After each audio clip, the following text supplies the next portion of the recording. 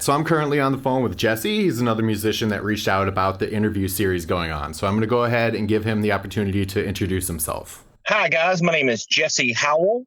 I'm from Mississippi, and I am a account executive with Gulf Talent Services, GTS Entertainment.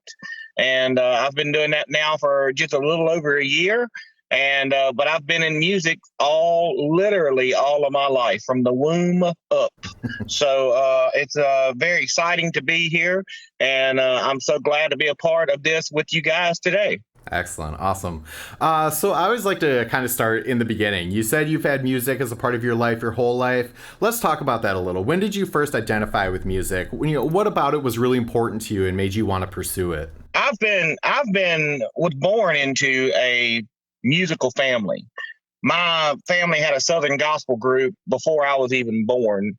So literally, as I was baking and getting ready in the womb and everything, my parents were doing gospel gigs, and they were a gospel family, and I was born into them.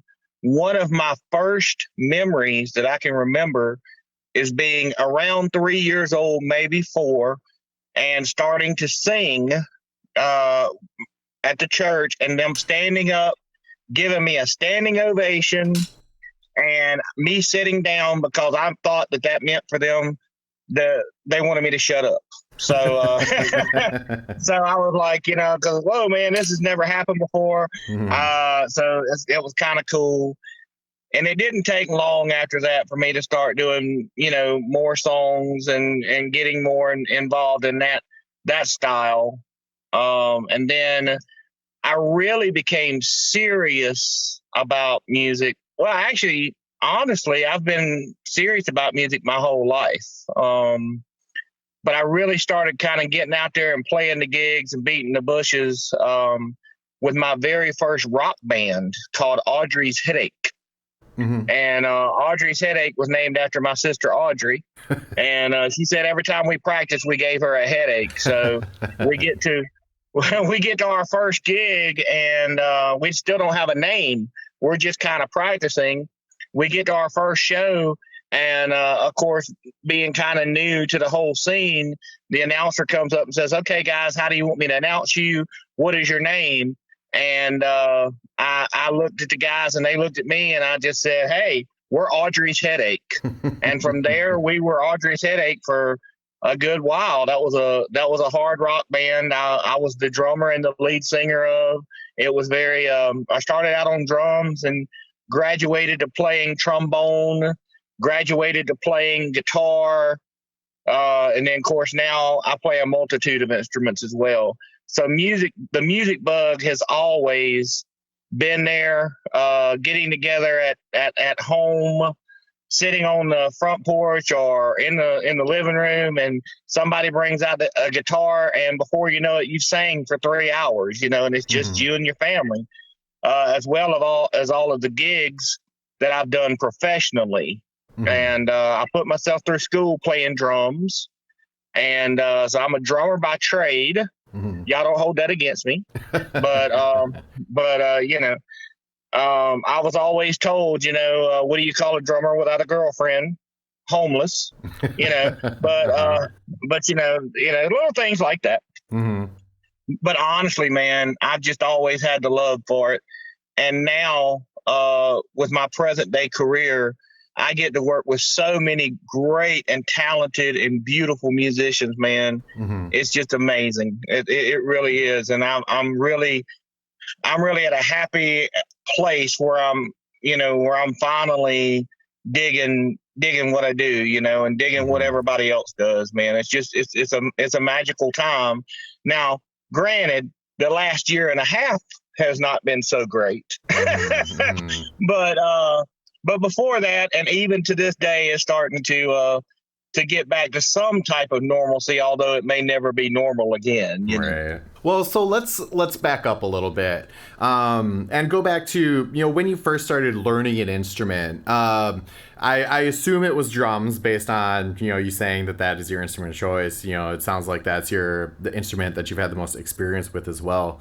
Were you in any of like the school curriculums for like concert band or marching band? Oh, Or... absolutely. I was in marching band ever since the 6th grade. Mm-hmm. All throughout high school and even into college, I was in the marching band and concert band. Mm-hmm.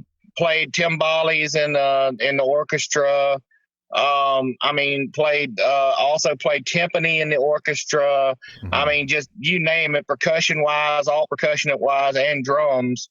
I was able to play, and I just really enjoyed it. I actually got a scholarship to a local college here to play drums, and Nice. that would have been an opportunity that would have not have been afforded to me any other way than music, because coming from a somewhat moderate background, middle class background, lower middle class background, I would have not have been able to afford school or anything or do anything if it hadn't been for music. And so, yeah, I took all of the lessons. I had private drum instructors at times. Also, when I was a senior in high school, I needed one more credit to graduate. Mm-hmm. And I didn't really want to do wood shop, and I really didn't want to do auto mechanics, but they offered a guitar course. Okay. And I had been around guitar for all of my life. And so I decided that I would take some guitar lessons and get that one credit. Mm-hmm. And I started taking the guitar lessons and found that I picked it up fairly easy, although nothing about playing guitar is easy. Right. So, Right. but yeah, I found that I had a passion for it as well as other musical instruments. So yeah, and I did all of the formal curriculums in school and college, and even extracurricular music. Music as far as like jazz bands Mm-hmm. and things of that nature. Local church, Mm-hmm. jazz bands, private bands, as far as rock and roll and country and any genre you name, I have probably played it at some time or another. Yeah, so let's get into that a little. Once you did get out of school and you still wanted to participate in music, how did you go about actually finding like other band members to play with? I was very fortunate. I was able to go to jam sessions. Mm-hmm. I hit all of the jam sessions, all of the local music scene, and I would go and watch different people play. To work up to the current position I've had now, all my friends that I've ever known were musicians. All the ones that I've ever hung out with were musicians. If they weren't musicians, they were sound techs, or they were, they had a love or a passion for it. I'm not a big sports guy.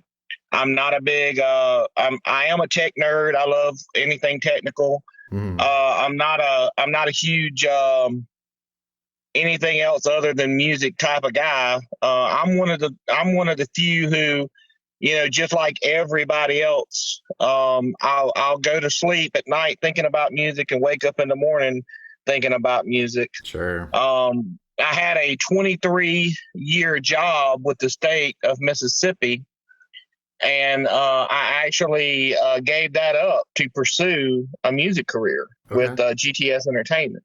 And I'm very excited for the opportunities that they have afforded me. Sure. So let's talk a bit about that. So, you were playing in bands, you were participating, you're doing the drumming and everything. What made you kind of go into like more of an administrative role? My friends needed to eat. Okay. My friends needed jobs, and I have found from a very early age that I have a talent for booking. Not everyone can have that talent. but I have a talent for booking. I actually find out what the venue needs. I go in and I provide what the venue needs. Even if it's not me they need. I have friends who I would like to book. The administrative side of music is a totally different animal. But it's something that I love and I have a very strong passion about. I really enjoy it, you know. It's I help along with my team. I have a team based out of Florida. Our boss and CEO is Todd Sparks. He's the party doctor. He has over 40 years experience. Okay. And if you've ever been anywhere from Key West, Florida to Galveston, Texas, from upper Midwest to lower to the South, you've probably heard of Todd Sparks, the party doctor, Party in Paradise, something of that nature. Okay. And we do a lot of booking for bands. We do all genres, all if and buts. We do. There's so many things that we do. Even talent across the music board. We do magicians. We do specialty acts. We do tribute bands. Things of that nature.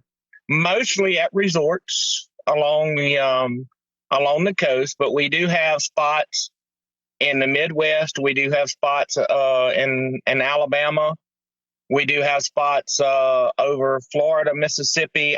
Like I said before, I'm the Mississippi executive for accounts for them, and so we just have a good time. Awesome. And we help people out. And the administrative side is always something that just kind of, I won't say it came easy to me, but Sure. it came the passion came very easily because I do have a good passion for it. Sure. It definitely sounds like, you're reaching a wide array of talent to do that booking as well. Absolutely. Awesome. Absolutely. So in addition to that, are you continuing to play drums with the band and everything? I do play drums. Mostly these days, I'm a solo guitarist. Okay. And I do guitar and sing for a good bit. When I'm not doing my administrative duties and as far as booking and things like that, I DJ, of course, karaoke. Those are big, strong passions of mine as well because I really like putting on a show where I can get everybody involved. Sure. I do play drums as well. As a matter of fact, just this past weekend, I was called to play drums, and I got to play drums for a little while since the pandemic. So that was amazing. I really enjoyed that. Sure, definitely.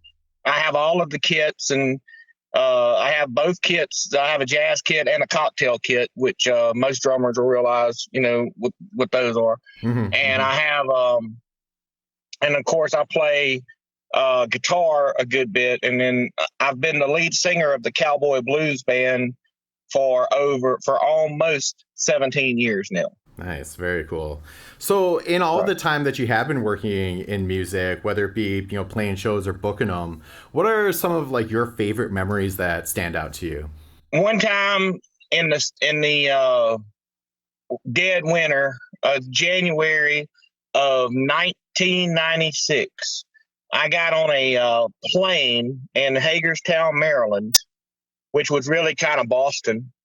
And I got into Hagerstown, Maryland, and this gentleman came and sat down beside me, and I kept wondering and knowing who this person was, and it was Jeff Healey from the Jeff Healey Band. Oh wow!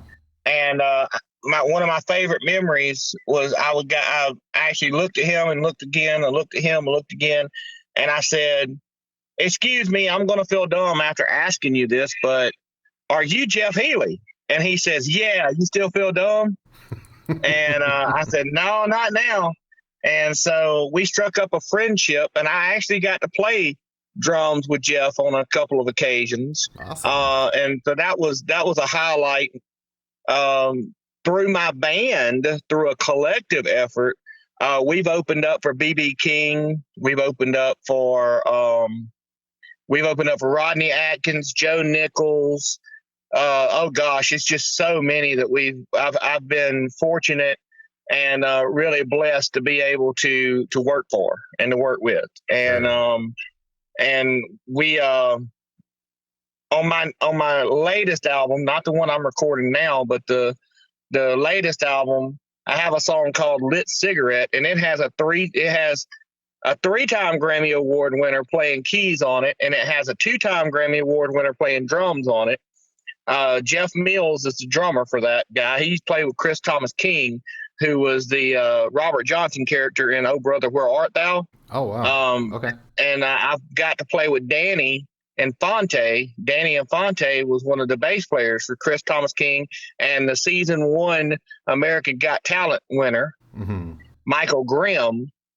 He was his bass player. So Danny Infante got to play with him. And then Al Fish Herring was the producer and the keyboard player on that record. And Al actually was a 3-time Grammy Award winner. So I've been very fortunate to make really good friends. Yeah, that's awesome. So on that note, since you did bring it up, where can people check out your stuff, whether it be the music that you've made, stuff that you're putting out, your talent work? Where can people find you? All of the social media outlets, Facebook, of course, YouTube, Spotify, SoundCloud, any of those. If you just look up either Cowboy Blues Band or Jessie, Jessie, Howell. I say Jessie like Jesse's girl, Howell like the millionaire off of Gilligan's Island. He got all the money, I got all the looks, and it was not a fair trade. And but so any of that, man, is wonderful. And also you can buy my tunes at like Apple. You can buy them through the Play Store. Any of those. That you can look up Jesse Howell. The single I have out now is called "Let Her Fall," and it's a really good track, and that has some of the ones that I have on there. And of course, my SoundCloud account has everything on it. So if you just look up Jesse Howell under SoundCloud, and also Reverb Nation, all the biggies, any of those, you should be able to find. Spotify. Any of those. Sure, definitely. So I always like to give the person I'm interviewing the opportunity to put out their last word. So just a message that you feel you vibe with that you want to put out there. My message to everyone would be, don't listen to the haters. Keep doing your thing. Keep rocking. Because for a long time, haters brought me down. And for a long time, I still, I don't believe there's a musician around who doesn't at some point struggle with self-confidence or talent level or anything like that. Don't quit.